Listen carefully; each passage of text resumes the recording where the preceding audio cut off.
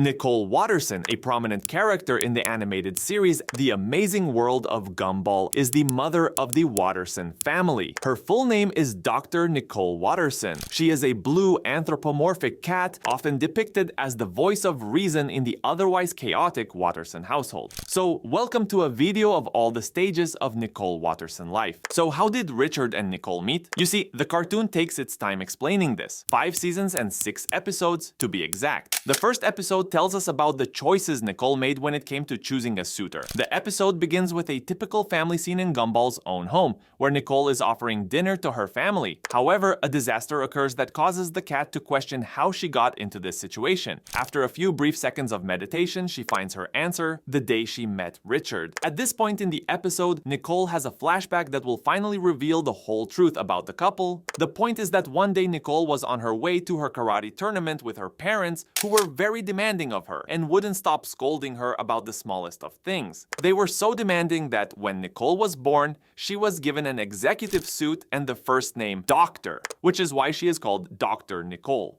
On the way to the competition, her car breaks down and Nicole has to run to get to the tournament site so as not to miss the chance to compete and disappoint anyone. She decides to take a shortcut, but as fate would have it, she takes a detour and finds Richard trapped in a tree trunk. This strange scenario is due to the fact that the rabbit wanted to observe the squirrels from a better position and ended up inside the log. Luckily, the generous Nicole, despite being in a hurry to get to the contest, stops to free the silly rabbit with a super punch. Seeing Nicole leave, the rabbit questions the importance of the tournament, to which she replies that it is to meet the requirements. However, Nicole doesn't realize that the tournament is over, which causes her to burst into tears and become very sad, wondering what she should do with her life since she failed. But there is Richard to comfort her as only he knows how. He suggests that she should live on her own without trying to please others, a phrase that opens Nicole's mental outlook and helps her in her future. After these events, they became great friends. They were ideal. Richard was something completely different from what Nicole was used to from her earliest childhood due to the absurd demands of her parents and vice versa. As time goes by, they become teenagers, and with that comes all the hormonal development and mutual love that arises between them. However, as expected, Nicole's parents did not accept Richard and still do not. On the other hand, Mother Jojo didn't want Nicole as her daughter-in-law either. Nicole's biggest problem was that her parents were totally old-fashioned and had almost archaic customs, so much so that they wanted to marry Nicole off to a banker's son to ensure her future and well-being. But despite all the difficulties, the rabbit and the cat keep seeing each other and have memorable adventures behind their respective parents' backs. In between all these events, they decide to leave their homes and embark on a real madness together. Living together as a couple in a small house, of course. As you can imagine, Richard was totally incapable of working in this situation. Nicole was the one who had to get a job, and she got it in the complaints department of a plastics factory. It should be noted that it was a very poorly paid job. Despite the financial problems, the cat and rabbit couple found out some great news. Nicole was pregnant. So they decide to buy a modest little house in the town of Elmore. But they realize one drawback: they are not married. So they decide to get married and invite their relatives. As expected, Nicole's parents did not attend the wedding, which worsened the relationship between father and daughter and further ruined their few chances to be loved by their daughter. In addition, her parents tried several times to separate her from Richard. In the same episode, it is revealed that Nicole's parents were on the verge of committing suicide due to the struggles and emptiness they felt. However, they see Nicole coming out of her house looking for them and asking for forgiveness. They decide to stop the car just in time, leaving us with the image of a reconciled family.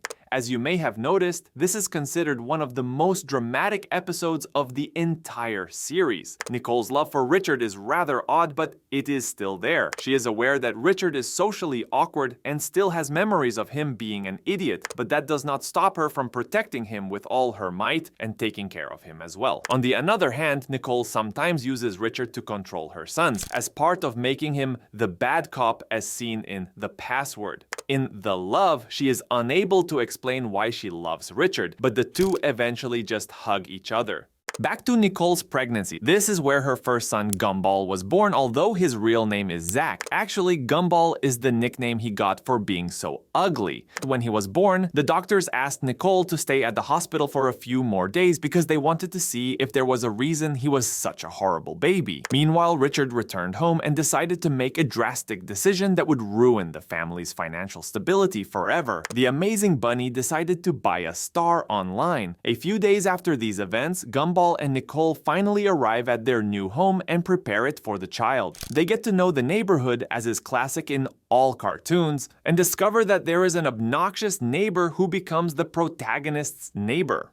How did Yuki go from Nicole's best friend to her worst enemy? The episode begins with Nicole driving on the expressway, taking Gumball, Darwin, and Anais to school. The highway traffic is blocked, but Nicole, deciding not to wait for the traffic, pulls her kids out of the car and hops her way to school. Nicole finally arrives at Elmore Junior High, dropping her kids off. Suddenly, at that moment, a shady figure arrives and states to Nicole that it has been a long time. Nicole turns around and sees her. The figure reveals herself as Yuki, Nicole's old friend. Yuki challenges Nicole to a fight, but Nicole refuses and walks away. The children are surprised by this and spend the school day wondering why Nicole walked away from the challenge, whether it was out of fear or an ulterior motive. At the end of school, Nicole picks them up with her car wrecked by Yuki and takes the whole family out for grocery shopping, looking quite sad, despite Richard trying to cheer her up. Suddenly, Yuki appears and starts to flirt with Richard to taunt Nicole, but she still refuses to fight. The next day, Nicole has to endure a whole day of Yuki's taunting at the Rainbow Factory, such as taking her working area, ruining her lunch and coffee breaks, and interrupting her work. At school, the siblings are still baffled by their mother's situation. However, Masami, Yuki's daughter, explains it to them. She reveals that Nicole and Yuki were childhood friends and studied martial arts together under Yuki's father. The two were prodigies and best friends until the final tournament came, where they were forced to fight each other. Nicole came out as the victor due to her fury. Yuki left the United States in shame, and Nicole quit pursuing martial arts after losing her friend. In Japan, Yuki trained excessively until she was ready to face Nicole. Now, she returned for revenge and to regain her honor. Then, Masami gives them a letter from Yuki to take to Nicole. At home, Nicole reads the letter where it says that she will lose her job and her house unless she accepts Yuki's challenge. So, she storms out in a fit of rage to confront Yuki. Nicole and Yuki meet at the gym and begin their epic anime-style battle as their children look on. After Yuki is seemingly defeated, Nicole offers her a chance of redemption. But Yuki is unable to swallow her pride and attacks, resulting the roof to collapse and trapping their children. The rivals put their differences aside and free their children. Afterwards, Yuki apologizes for everything and reveals that she did it out of jealousy. Nicole also apologizes and tells her not to worry. The two then hug and lament how much they missed each other. The two mothers take their children and hop their way back to their homes, ending the episode. If you've enjoyed this video, please leave a like and subscribe to the channel. Thanks in advance and see you in the next one.